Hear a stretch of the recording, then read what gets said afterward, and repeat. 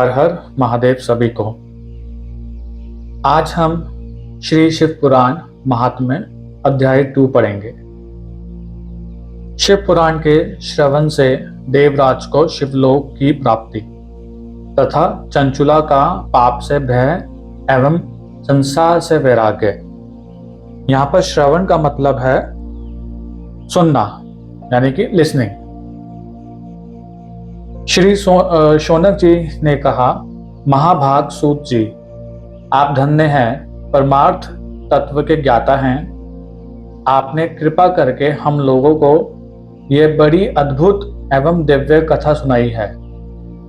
भूतल पर इस कथा के समान कल्याण का सर्वश्रेष्ठ साधन दूसरा कोई नहीं है। ये बात हमने आज आपकी कृपा से निश्चय पूर्वक समझ ली।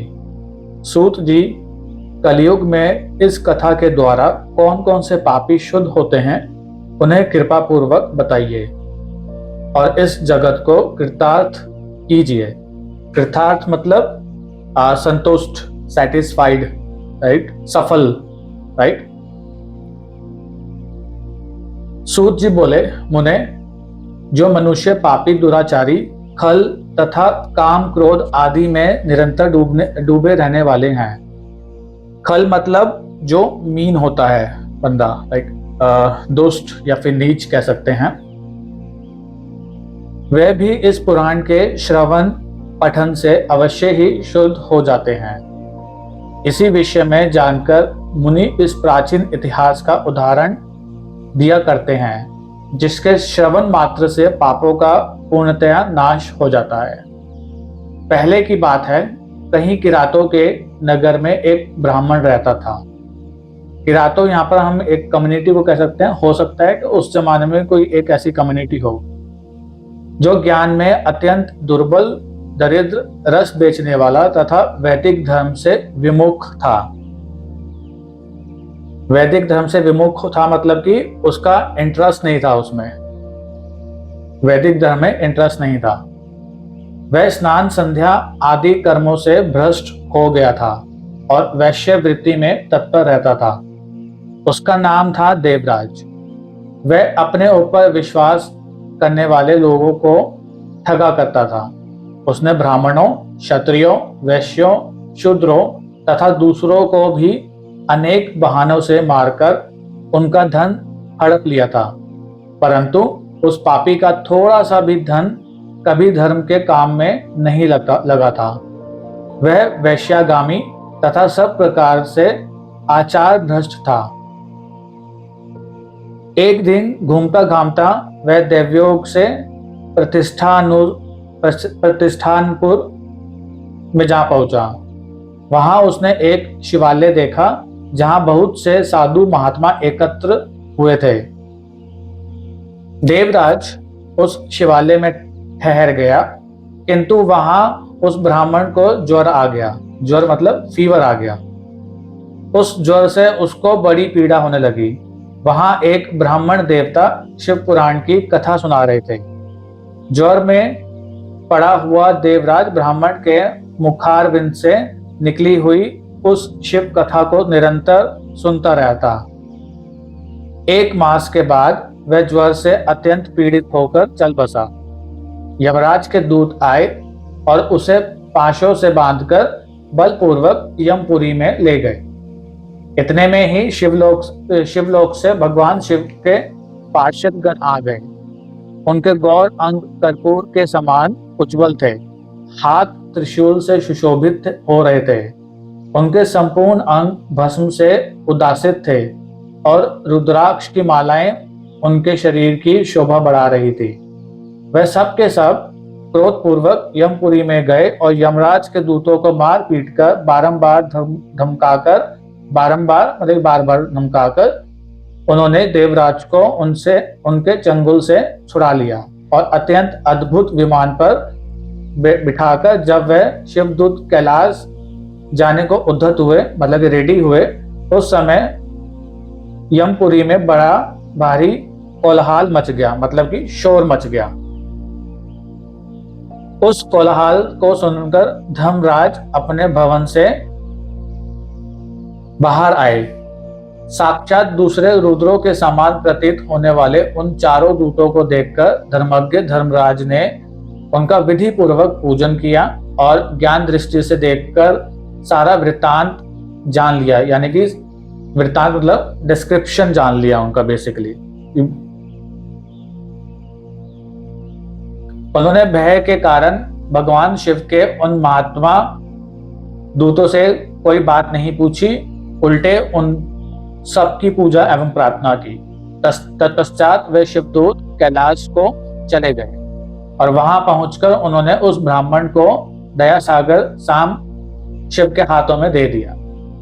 शौनक जी ने कहा, महाभाग सूत जी, आप सर्वज्ञ हैं।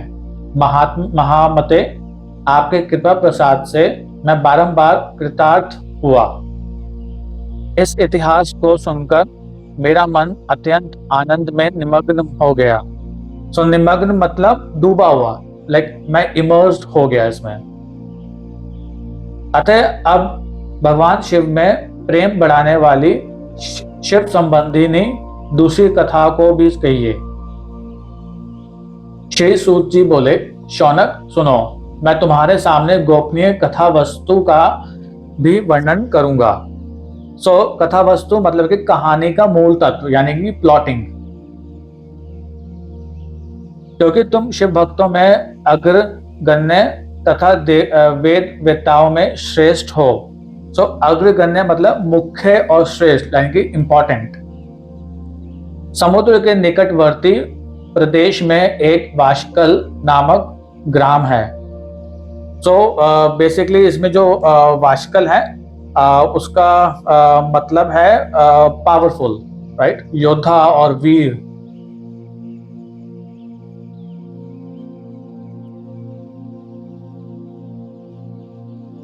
प्रदेश में एक वाशकल नामक ग्राम है जहां वैदिक धर्म से विमुख महापापी द्विज निवास करते हैं। वे सब के सब बड़े दुष्ट हैं। उनका मन दूषित विषय भोगों में ही लगा रहता है।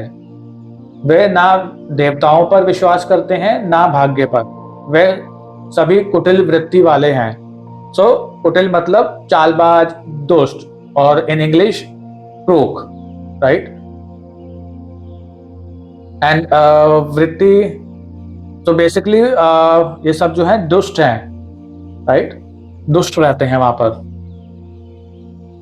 किसानी करते हैं और भांति भांति के घातक अस्त्र शस्त्र रखते हैं। वे व्यभिचारी और खल है। खल का मतलब दुष्ट और नीच है। बेसिकली जो मीन होता है उसी को हम कहते हैं। और व्यभिचारी मतलब दुराचारी और चरित्रहीन, लाइक कैरेक्टरलेस। ज्ञान वैराग्य तथा सधर्म का सेवन ही मनुष्य के लिए परम पुरुषार्थ है। यहाँ पर सधर्म का मतलब होता है अपना धर्म, और पुरुषार्थ का मतलब होता है जिस भी मनुष्य के जीवन में कोई लक्ष्य का होना। तो मनुष्य का जो जीवन है वो लक्ष्य से भरा हो, उसको हम पुरुषार्थ कहते हैं। इस बात को वे बिल्कुल नहीं जानते हैं। वे सभी पशु बुद्धि वाले हैं।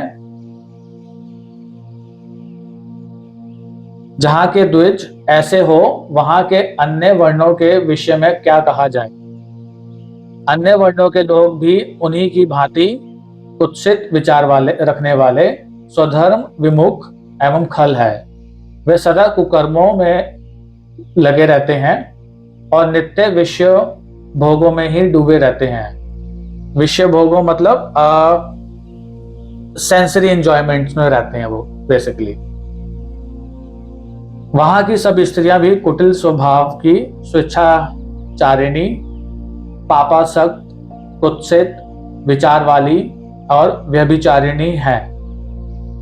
कुटिल बेसिकली हम कह सकते हैं चालबाज अगेन, और व्यभिचारी हम पहले डिस्कस कर चुके हैं, लाइक दुराचारी। स्वेच्छाचारिणी मतलब कि मनमानी काम करने वाला, लाइक ऑटोक्रेटिक। वह सद्व्यवहार तथा सदाचार से सर्वथा शून्य है। इस प्रकार वहां दुष्टों का ही निवास है। उस वाशकल नामक ग्राम में किसी समय एक बिंदुक नामधारी ब्राह्मण रहता था।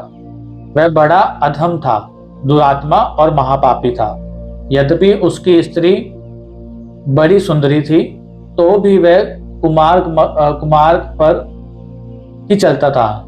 उसकी पत्नी का नाम चंचुला था। वह सदा उत्तम धर्म के पालन में लगी रहती थी, तो भी उसे छोड़कर वह दुष्ट ब्राह्मण वैश्यागमी हो गया था। इस तरह कुकर्मों में लगे हुए उस बिंदु के बहुत वर्ष व्यतीत हो गए। उसकी स्त्री चंचुला काम से पीड़ित होने पर भी स्वधर्म नाश के भय से कलेश सहकर भी दीर्घ काल तक धर्म से भ्रष्ट नहीं हुई, परंतु दुराचारी पति के आचरण से प्रभावित हो आगे चलकर वह स्त्री भी दुराचारिणी हो गई। तो चंचुला का पति सिंस वो दुराचारी था, तो उससे वो प्रभावित होकर, क्योंकि वो उसका पति आचरण से ही प्रभावित होकर वो भी आगे चल के दुराचारिणी हो गई, अपने पति जैसी हो गई। इस तरह दुराचार में डूबे हुए उन मूढ़ चित्त वाले पति पत्नी का बहुत सा समय व्यर्थ बीत गया। तदंतर शूद्र जातीय वैश्या का पति बना हुआ वह दूषित बुद्धि वाला दुष्ट ब्राह्मण बिंदुक समयानुसार मृत्यु को प्राप्त हो नरक में जा पड़ा। बहुत दिनों तक नरक के दुख भोगकर वह मूढ़ बुद्धि पापी विंध्य पर्वत पर भयंकर पिशाच हुआ। मतलब कि मरने के बाद वो नरक में गया। नरक में उसने काफी जो है दुख देखे। उसके बाद वो एक विंध्य पर्वत नाम से एक पर्वत था, वहां पर जाकर वो पिशाच बन गया। इधर उस दुराचारी पति बिंदु के मर जाने पर वह मूढ़ हृदय चंचुला बहुत समय तक पुत्रों के साथ अपने घर में ही रही। एक दिन देवयोग से किसी पुण्य पर्व के आने पर वह स्त्री भाई बंधुओं के साथ गोकर्ण क्षेत्र में गई। तीर्थ यात्रियों के संग से उसने भी उस समय जाकर किसी तीर्थ के जल में स्नान किया। फिर वह साधारणतया मेला देखने की दृष्टि से बंधुजनों के साथ यत्र तत्र घूमने लगी, मतलब कि इधर उधर घूमने लगी। घूमती घूमती किसी देव मंदिर में गई और वहां उसने एक देवज्ञ ब्राह्मण के मुख से भगवान शिव की परम पवित्र एवं मंगलकारिणी उत्तम पौराणिक कथा सुनी। कथावाचक ब्राह्मण कह रहे थे कि जो स्त्रियां पुरुषों के साथ व्यभिचार करती है, वह मरने के बाद जब यमलोक में जाती है, तब यमराज के दूत उनकी योनि में तबे हुए लोहे का परिघ डालते हैं।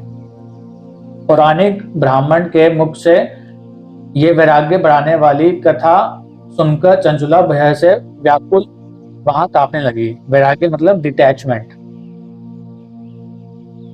जब कथा समाप्त हुई और सुनने वाले सब लोग वहां से बाहर चले गए, तब वह भयभीत नारी एकांत में शिव पुराण की कथा बांचने वाले उन ब्राह्मण देवता से बोली।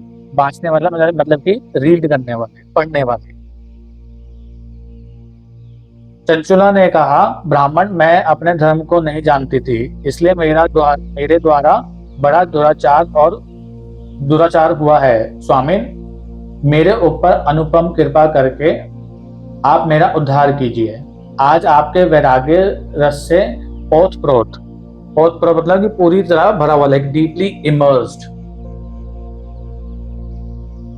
इस प्रवचन को सुनकर मुझे बड़ा भय लग रहा है। मैं कांप उठी हूँ और मुझे इस संसार से वैराग्य हो गया है। मुझ मूढ़ चित्त वाली पापिनी को धिक्कार है। मैं सर्वथा निंदा के योग्य हूँ, कुत्सित विश्व में फंसी हुई हूँ। तो कुत्सित मतलब नीच, घृणित, और अपने धर्म से विमुख हो गई हूँ। हाय, न जाने किस किस घोर कष्टदायक दुर्गति में मुझे पड़ना पड़ेगा और वहां कौन बुद्धिमान पुरुष कुमार्ग में मन लगाने वाली मुझ पापनी का साथ देगा। मृत्यु काल में उन भयंकर यमदूतों को मैं कैसे देखूंगी। जब वे बलपूर्वक मेरे गले में फंदे डालकर मुझे बांधेंगे, तब मैं कैसे धीरज धारण कर सकूंगी। नरक में जब मेरे शरीर के टुकड़े टुकड़े किए जाएंगे, उस समय विशेष दुख देने वाली उस महा यातना को मैं वहां कैसे सहूंगी। हाय, मैं मारी गई, मैं जल गई, मेरा हृदय विदीर्ण हो गया और मैं सब प्रकार से नष्ट हो गई, क्योंकि मैं हर तरह से पाप में डूबी रही हूँ। ब्राह्मण, आप ही मेरे गुरु, आप ही माता और आप ही पिता हैं। आपकी शरण में आई हुई मुझ दीन अबला का आप ही उद्धार कीजिए। सूत जी कहते हैं, शौनक, इस प्रकार खेद और वैराग से युक्त हुई चंचुला ब्राह्मण देवता के दोनों चरणों में गिर पड़ी। तब उन बुद्धिमान ब्राह्मण ने कृपा पूर्वक उसे उठाया और इस प्रकार कहा। और इस तरह हमारा अध्याय 2 और 3 समाप्त। इस अध्याय से हमें ये सीखने को पड़ता है कि मनुष्य को पुरुषार्थ जीवन जीना चाहिए, मतलब कि उसके जीवन में कोई लक्ष्य होना चाहिए। उसके अलावा हमें हमेशा जो है धर्म कर्म ही करने चाहिए, हमें दुराचार भी नहीं होना चाहिए, हमें पाप नहीं करने चाहिए। अब वो पाप किसी भी तरीके के हो सकते हैं, क्योंकि जो भी हम करते हैं वो डीड्स जो होती हैं हमारी, हम चाहे उसी जन्म में या फिर हम नेक्स्ट लाइफ में हमें वो फुलफिल करनी पड़ती है, उसका हमें फल मिलता ही मिलता है। तो now it's up to us कि हमें अपना जीवन कैसे व्यतीत करना है। क्या हमें दुराचारी होना है या हमें अच्छे कार्य करने हैं और सबका सम्मान करना है। यहाँ तक के लिए बने रहने के लिए आपका बहुत बहुत धन्यवाद। नमः पार्वती पते, हर हर महादेव। जय श्री शंकर।